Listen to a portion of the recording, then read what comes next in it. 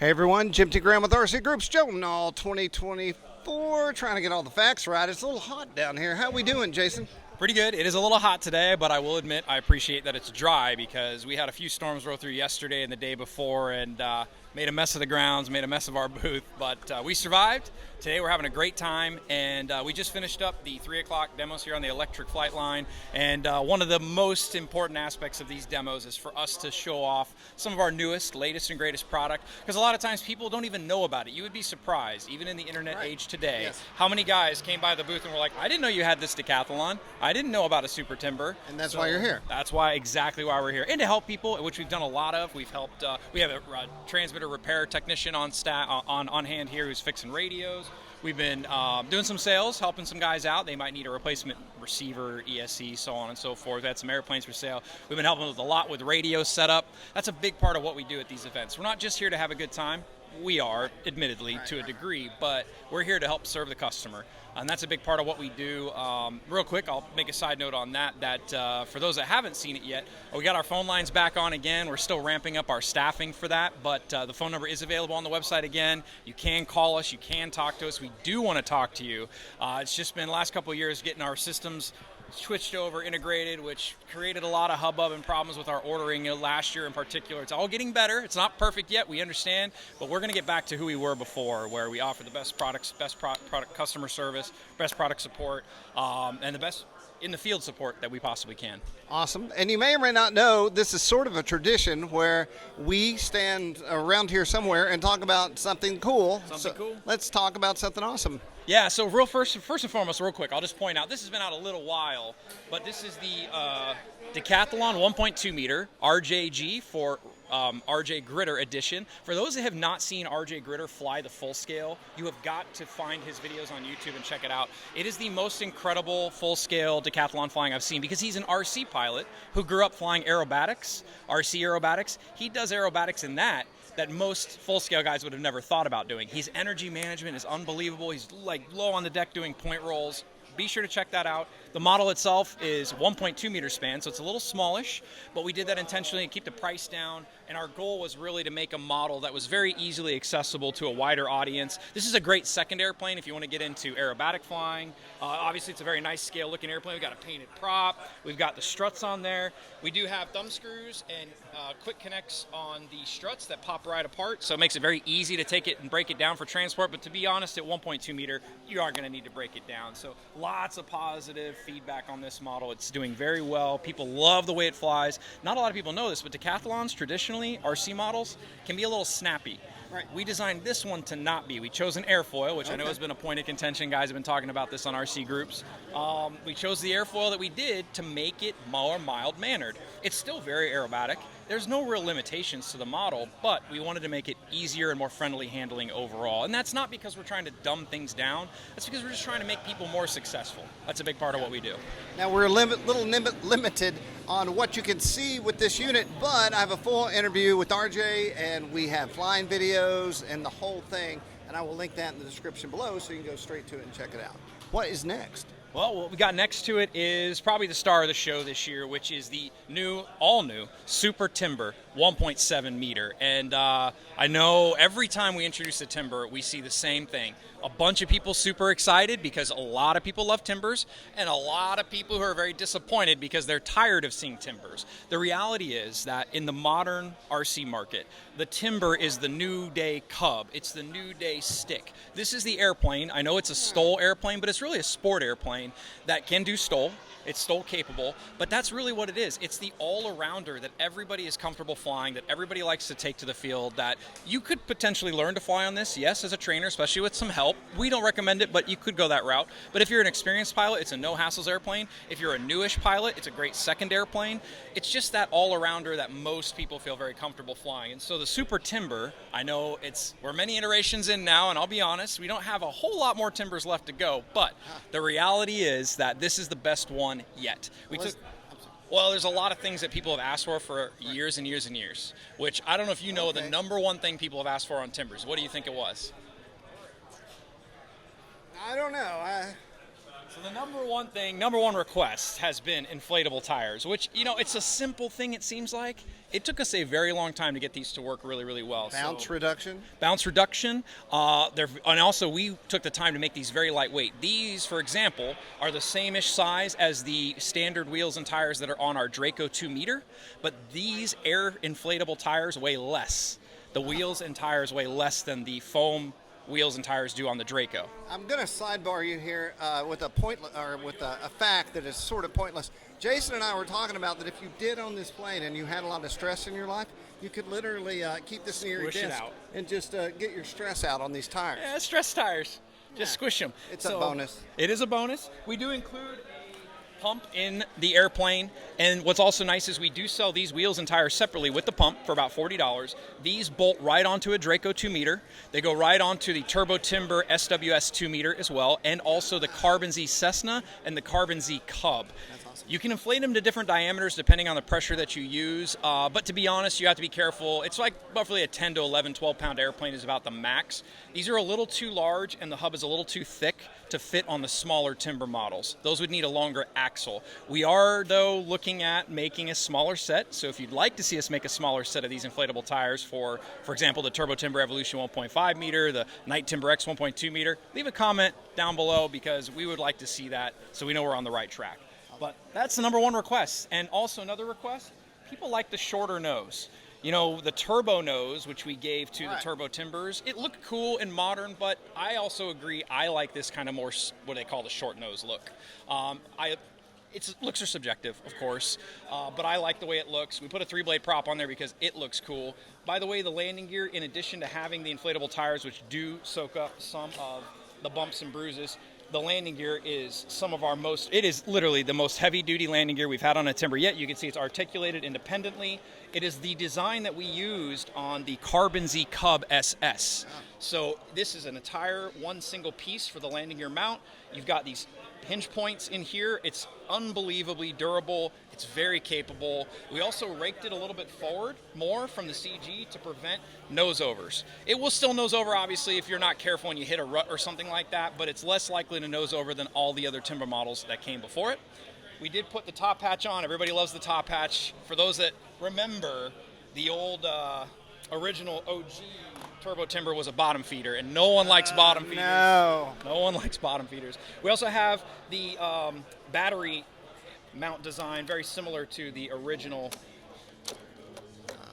or not original, but our Carbon Z Cub SS2. So we borrowed that design from it. In fact, I think the tray is the exact same design. This can fit anywhere from a 4S to a 6S, 3200 to a 5000. The 6S 5000 will fit, and I know a lot of guys are going to fly it on that.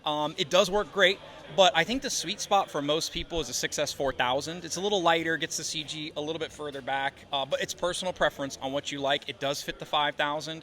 I've also flown on a 4S, and you know what? On 4S, it's fun. A 4S 5000, a 4S 3200. It's starting to get a little tail heavy on a 4S 3200, but it's great because it flies like a scale airplane. Right.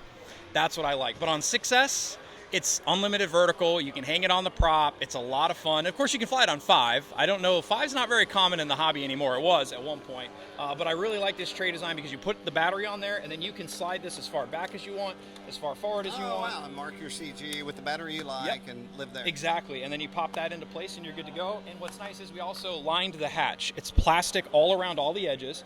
And you can see that there's paint right here at this joint, but the plastic is protecting that. So you don't chippy.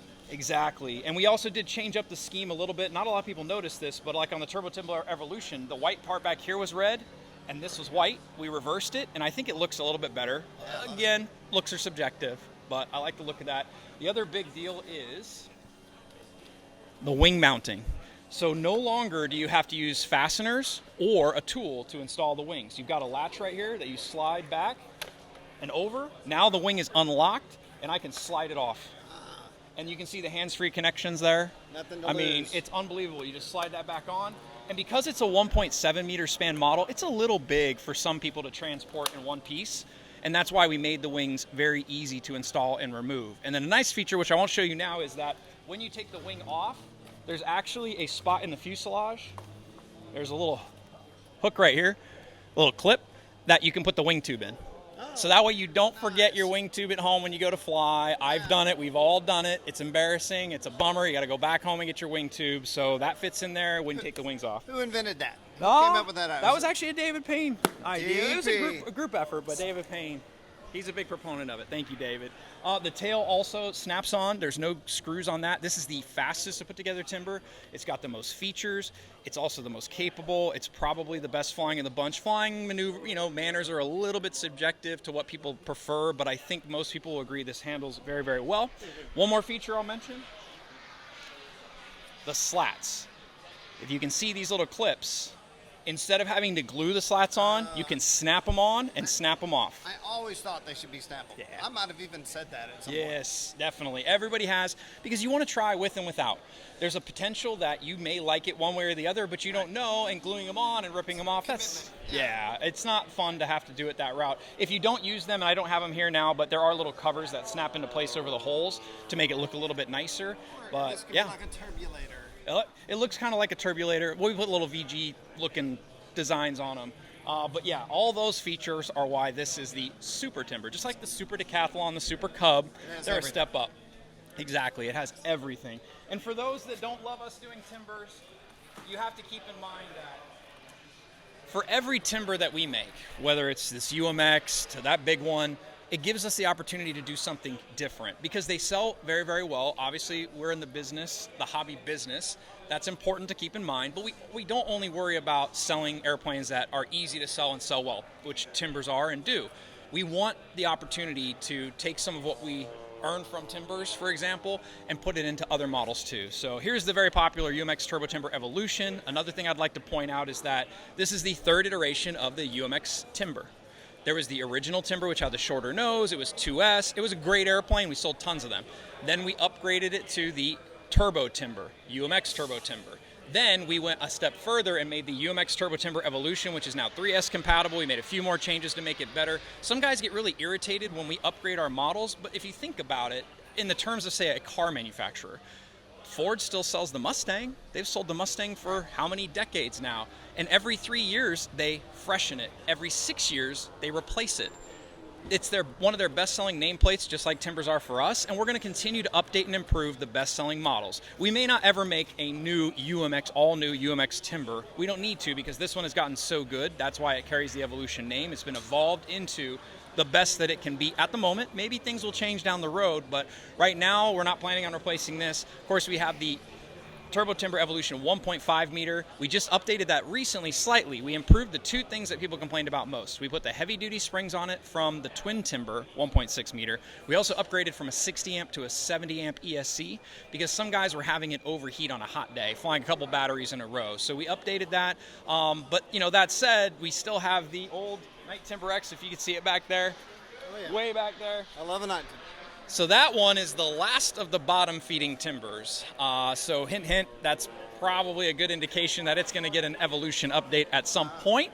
So please don't be discouraged if you see us updating timber models or even introducing maybe another timber model or two down the road, because keep in mind, a lot of people like them. A lot of people love flying them. They're really enjoyable all around for a wide audience. But because we do those models, we can give you things like this. UMX F86, which we just introduced a few weeks ago. And, models like this are a bit more of a risk because, it's more effort to design a ducted fan in particular, a UMX model like this. And this is an all-new power system. It's a 30 millimeter fan, but we had to go all the way to 4S to get the performance that people expect in an EDF jet in the market today. But, by selling a bunch of timbers, we can take a risk on models like this, or wait till you see, and this, admittedly, this wasn't that much of a risk. F86s are a great subject matter.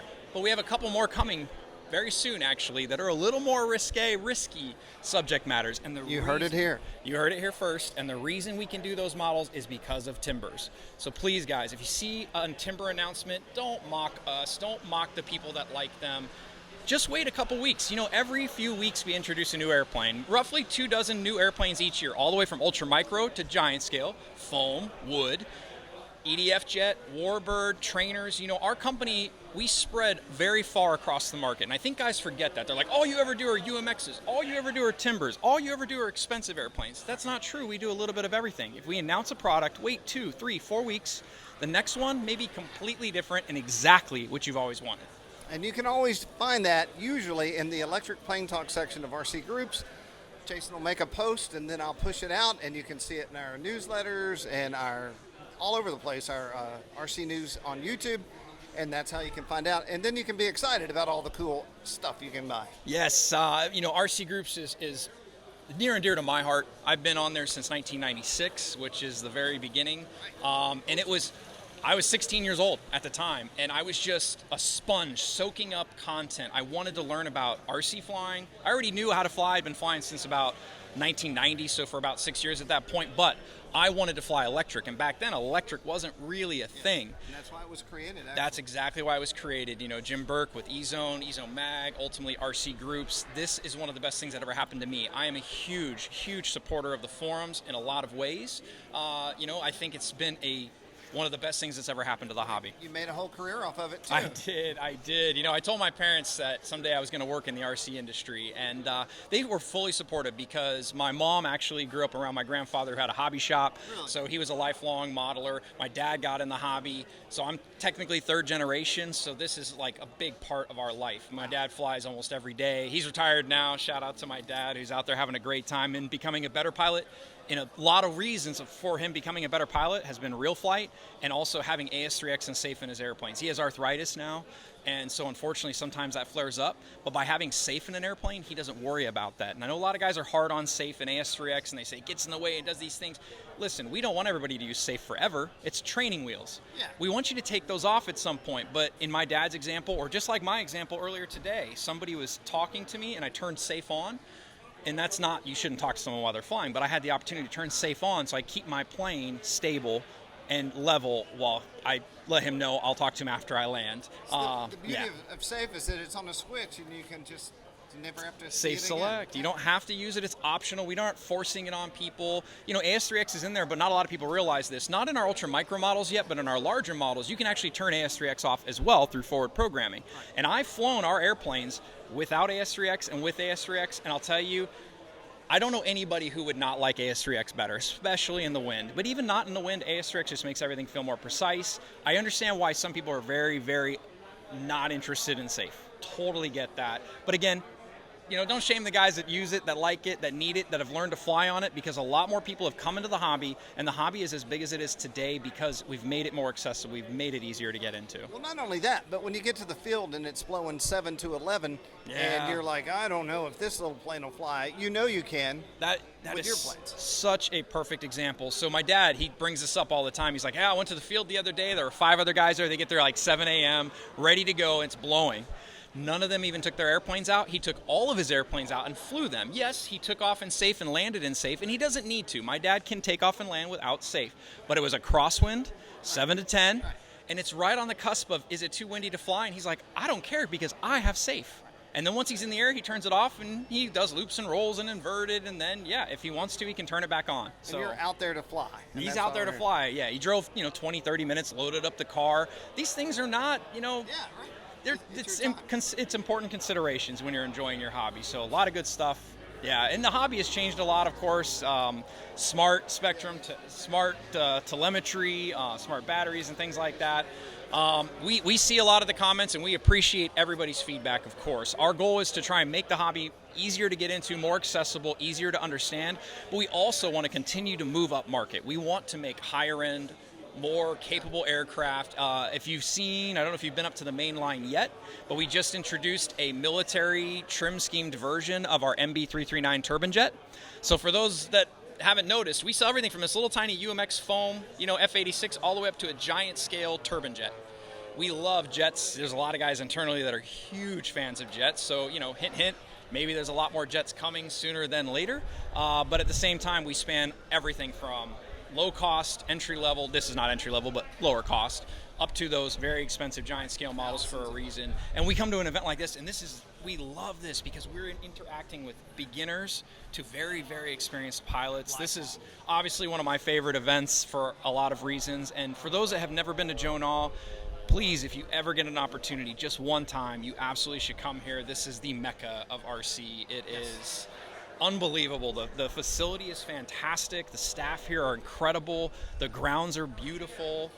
There's a 3D flight line. There's a 3D electric flight line, a sport electric flight line. The lake. The main line. The main line will blow your mind. When you see the giant scale aircraft and the skill level of the pilots, it's just something else. Big thanks to Horizon for all the things they do to propel the hobby forward by creating the stuff that we fly, because without it, I can tell you, you wouldn't be flying unless you're out there stick building. So not only all the other support that you guys do. So big thanks. And thanks to you. I had no idea about your family history in RC. Yeah, not a lot of people do. I don't talk about it a whole lot, but I'm very thankful, very blessed. I've been very fortunate to turn this into a career, and a big part of that was my parents being supportive, my grandfather, who has unfortunately passed away, being very supportive, though, of the industry as a whole, of the hobby as a whole, of all the people that are in the hobby as a whole, and then, just ultimately having an opportunity. And Horizon has been great for me. I started in 2004 originally. Now there were some gaps in between where I didn't work at Horizon, but I'm back because I love the guys that I work with. They are some of the best people I've ever met, whether it's outside of work or inside of work. You know a lot of them too. Well, They're it's just the great best people. pilots in the world designing planes that you can fly. So. That too. That's a bit intimidating. That's why sometimes I don't like to go to the field, because they're such good pilots. I'm like, nope, I'm just not going to take my planes out today. But I'm joking aside, because I do fly with them, and they're very, very receptive, and they're very helpful, and I've learned a lot from them over the years. I'm going to give you a tip that David Payne gave me when I first was starting to fly. He said, if you input the sticks and the plane doesn't go the way you want, input it the other way. That was the only advice he gave me. That's great advice. My great advice, well, this came from my grandfather, is you don't stop flying the plane until it hits the ground. So even if you think you're going to crash, just keep trying, because you may save it. Or, if you have safe, flip the switch and let it fly out. Yes. Everyone, thanks for watching. Hit all the buttons, and Joe Nall 2024. Thank you for your time and all the great stuff that you do. Much, Jim. Thank you for all you do for the community as well. Thank you. Jim T. Graham, rcgroups.com. Joe Nall 2024. Bye-bye.